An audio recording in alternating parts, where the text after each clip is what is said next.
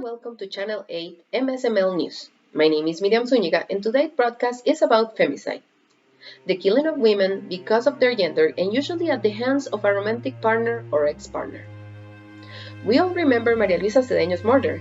This happened on July 20 of 2020, but the trial against the three suspects of her death just started on September 13 of this year, and it has suffered many delays. Cedeño's case has opened the discussion on femicide in Costa Rica again. So we invited Michelle Jenkins, coordinator of the Gender Observatory of Poder Judicial, to give us some insight into this matter. Thank you for inviting me tonight. As you said before, the case of Maria Luisa has opened the discussion about femicide in our country, despite the fact that this case happened 2 years ago. Can you tell us what is the yearly rate of femicides in Costa Rica? The annual rate of femicide per 100,000 women in Costa Rica in the period 2012-2021 is 1. How many cases of femicide have been registered until the present day? Supreme Court of Justice, there were 385 femicides from 2007 to 2020. However, a recent report shows that 417 femicides have been committed from 2007 to 2022. Based on statistics, can we affirm that the cases of femicide have been increasing since 2007? No, not really. From 2007 to 2011, the numbers show an increase of femicides.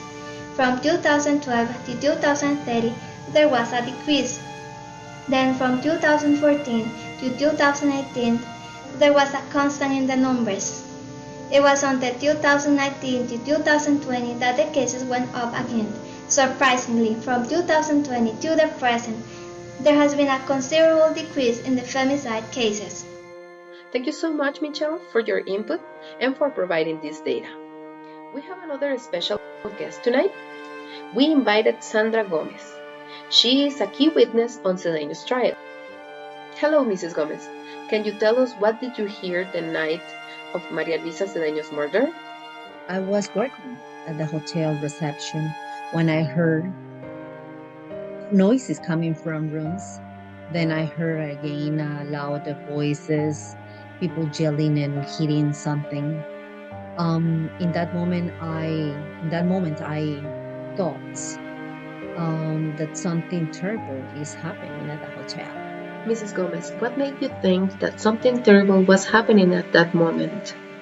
Well, when the voices were increasingly intense, I decided to send the bellboy to check where the voices were coming from. And when he came back, he said there were people discussing in room 3, and he said that we should call the police. Did you call the police department the night that she was murdered? To be honest, I didn't call the police. Voices and sounds disappeared soon, so I finished my night shift and then I returned to my home. Thank you so much. One thing our viewers have asked for is information on what concrete actions is the Costa Rican government taking to reduce femicide cases. So, our last guest for tonight is Laura Hernández, the Executive Director of the National Women's Institute, INAMO. Hello, Laura. Thank you very much, Miriam, for the invitation. From the INAMO, we have been working on a policy to take actions to prevent femicide and violence against women. This plan involves different government institutions to be able to work on the following aspects: the creation of new comprehensive care and shelter centers for women and their kids, the expansion of local committees for immediate care and monitoring of situations of high risk of femicide, the creation of new social defenders in vulnerable areas. In addition, we will work on economic empowerment with young women, training for the community police, improvement of firearms control, strengthening with early childhood, promotion of the application of the improper relationships law, and the promotion of new masculinities and protective factors against violence. We believe that only if we unite all our efforts, we will be able to fight against this social problem that is killing our women. Thank you so much. That's all for tonight. Thank you so much for watching MSML News. Good night.